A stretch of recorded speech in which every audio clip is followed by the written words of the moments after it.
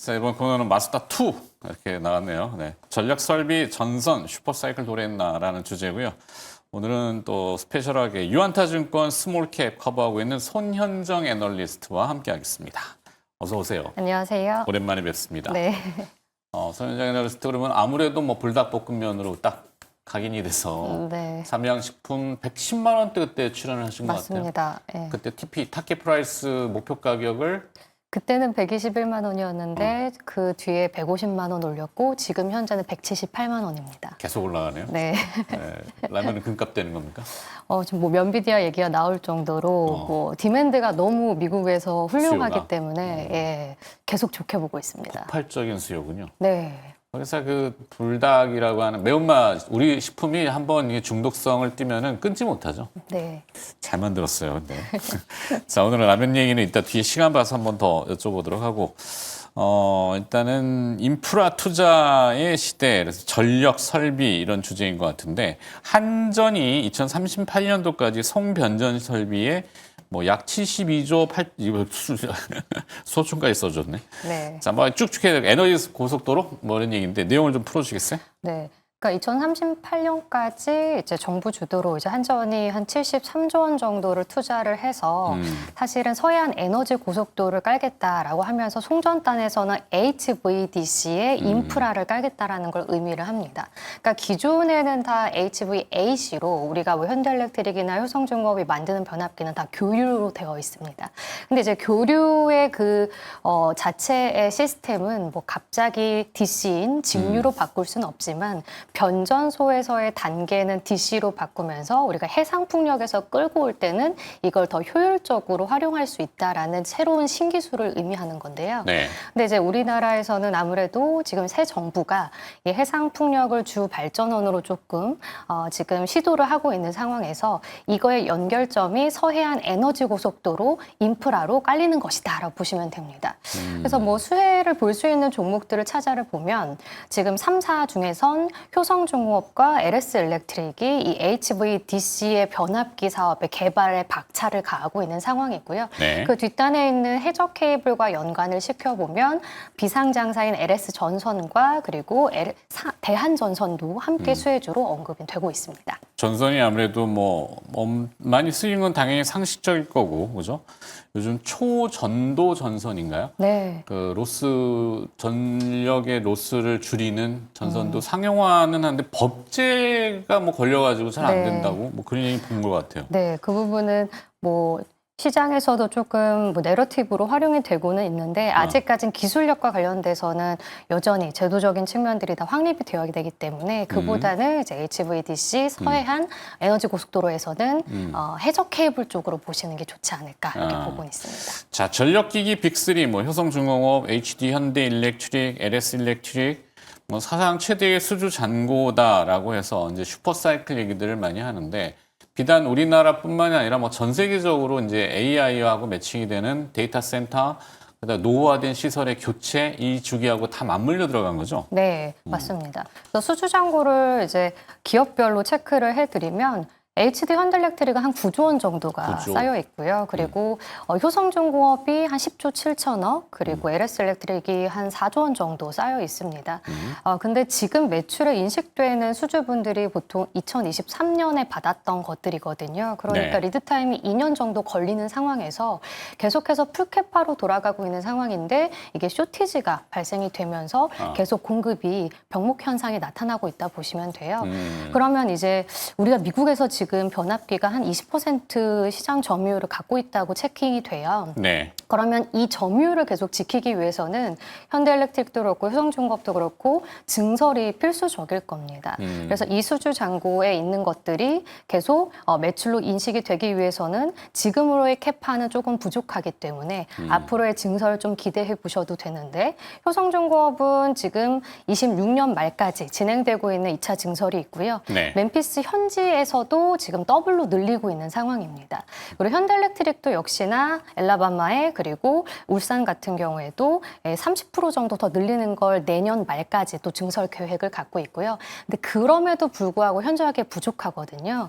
그래서 효성중공업은 이번에 2분기 실적을 발표한 다음에 추가 증설을 또 공식화하기도 했습니다. 네. 그리고 뭐 LS 일렉트릭 같은 경우에는 배전반 쪽으로 최근에 좀 미국에 많이 앞서 나가고 있는 기업이라 보시면 되고요.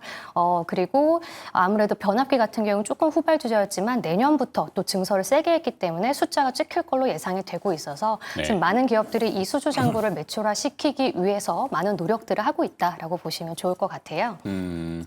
앞서 이제 캐파 증설 이렇게 얘기하는데 캐파라는 게 캐피탈이라는 자본 돈이 들어가잖아요. 네네. 그게 이제 긍정의 측면은 결국에는 더 돈을 많이 벌기 위해서 수주가 계속 들어오기 때문에 많이 벌기 위한 증설이라는 긍정의 측면도 있지만 부정은 단기적으로는 돈이 들어가니까 네. 재무적으로는 부담이 되지 않을까? 이런 우려도 좀 있을 수 있잖아요. 그걸 종식하고도 들어오는 이 수요의 디맨드가 굉장히 강한가 보죠? 맞습니다. 그러니까 이튼이 이제 과거에 이런 말을 했어요. 지금 사이클 같은 경우에는 이 공급을 주저할 타이밍이 아니라 이 수요를 보고 캐파를 더 늘려야 하는 타이밍이다. 그렇지 네. 않으면 약간 바보다라는 표현까지 썼습니다.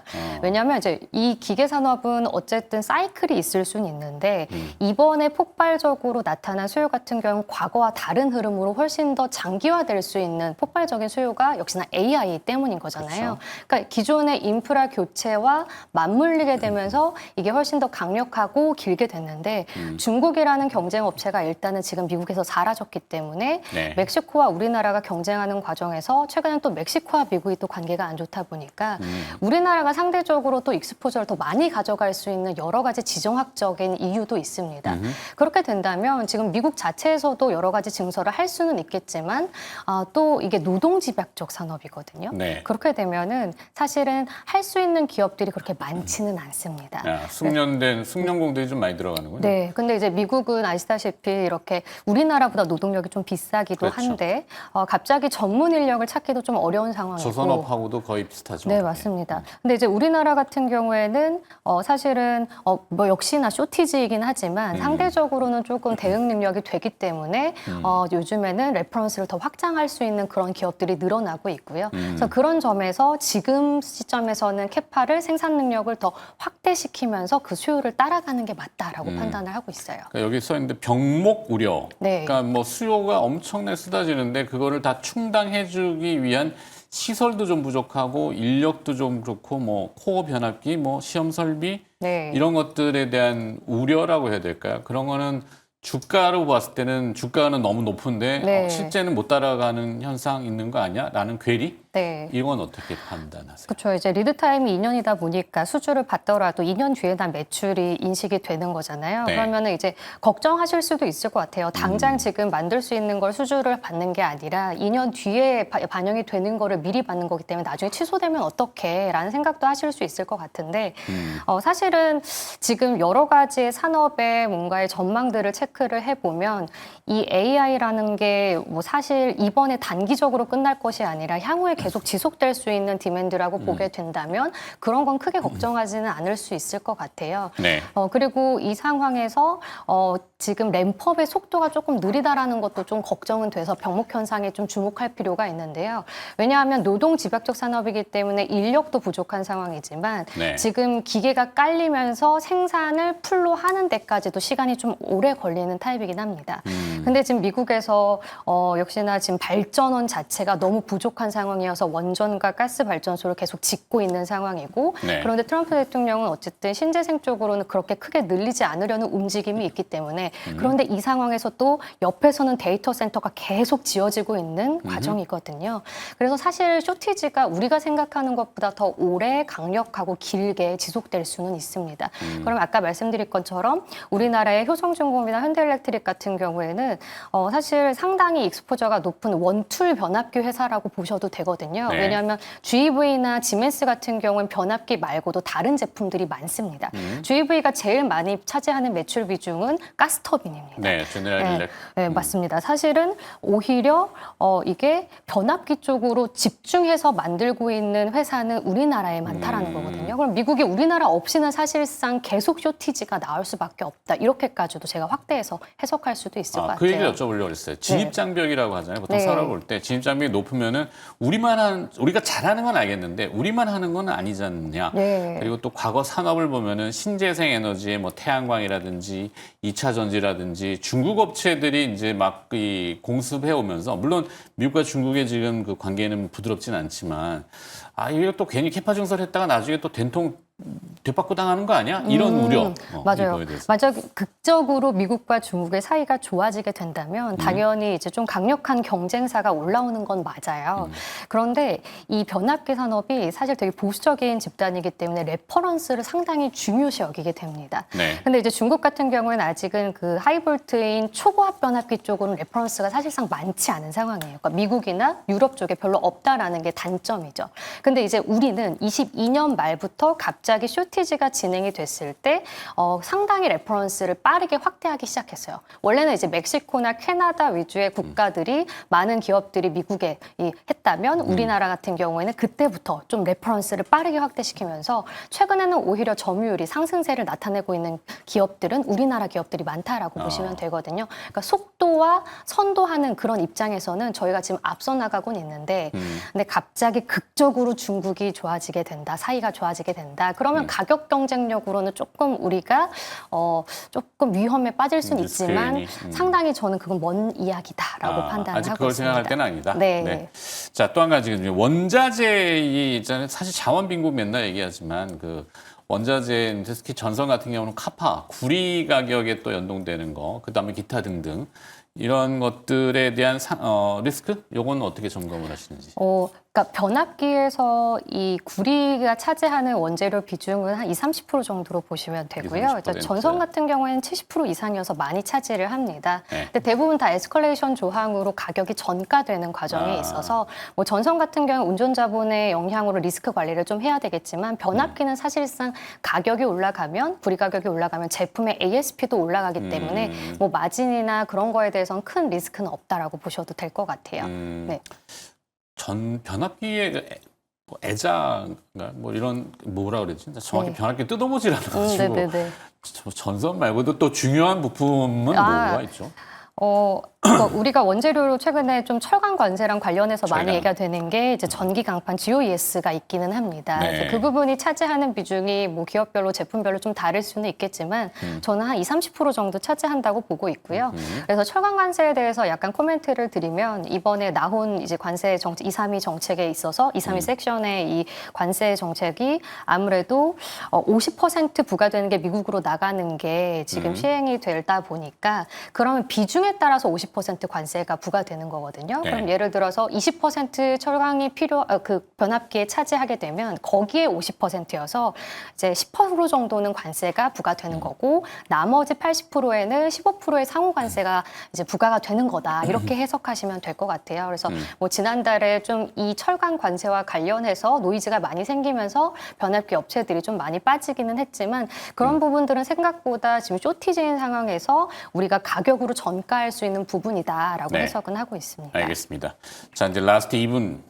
네. 그래서 결국엔 귀결점이 중요합니다. 어떤 네. 기업에 집중하고 계시는지. 네, 지금 탑픽 종목은 제가 커버하고 이후 계속해서 이제 효성중공업으로 말씀을 드리고 있고 효성중공업. 최근 들어서는 산일전기도 굉장히 산일적인 레포트를 내셨네요. 네, 맞습니다. 산일전기도 제 커버고요. 사실 커버한 지는 산일전기가 더 오래됐습니다. 그래서 작년부터 제가 IPO 때부터 계속 보고 있는 기업인데 지금 산일전기는 오히려 실적 발표 때 이제 최고가를 경신한 이후에 차익 매물이 계속 나오고 있는 상황이에요.